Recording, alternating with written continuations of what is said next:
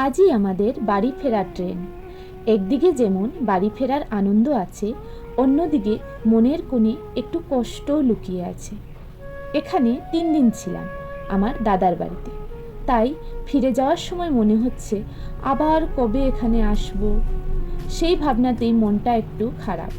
তাই ভাবলাম সকালে উঠে একটু ছাদটা ঘুরে দেখি, আর সেই সুন্দর মুহূর্তগুলো আপনাদের সাথে ভাগ করে নিই। আপনারা দেখতেই পাচ্ছেন ছাদের উপর কত রকমের ফুল আর সবজি লাগানো রয়েছে। ছোট ছোট গাছগুলো দেখতে সত্যি খুব সুন্দর লাগছে। আসলে আমার দাদা আর বৌদি দুজনেই গাছ খুব ভালোবাসে। শহরের বাড়ি হওয়ায় এখানে উঠোন নেই, তাই বেশি গাছ লাগানো সম্ভব হয় না। সেই কারণেই ওরা বাড়ির ছাদে ছোট্ট করে একটা সুন্দর বাগান বানিয়েছে।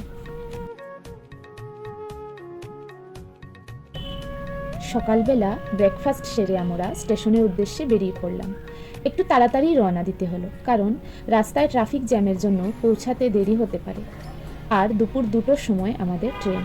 স্টেশনে পৌঁছে দেখি আমাদের হাতে এখনও প্রায় 1 ঘন্টা সময় আছে, তাই আস্তে আস্তে গিয়ে প্ল্যাটফর্মে বসে পড়লাম।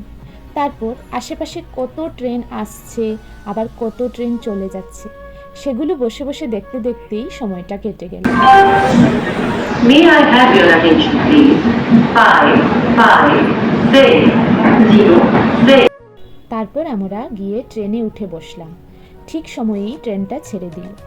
তারপর আর কি, জানালার পাশে বসে বসে বাইরের সুন্দর প্রাকৃতিক দৃশ্য দেখতে দেখতে সময় কাটাতে লাগলাম।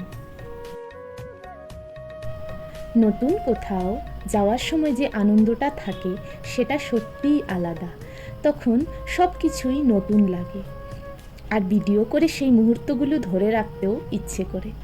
কিন্তু ফেরার সময় সেই এনার্জিটা একটু কম হয়ে যায়, তাই আর তেমন বেশি ভিডিও ক্লিপ নিতে পারিনি।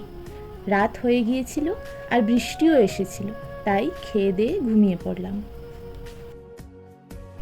ভোর 4:30 নাগাদ ট্রেন এসে আমাদের লোকাল স্টেশনে থামলো।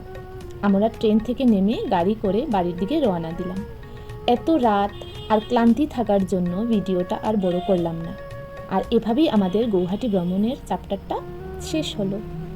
আজ এতটুকুই। বাই।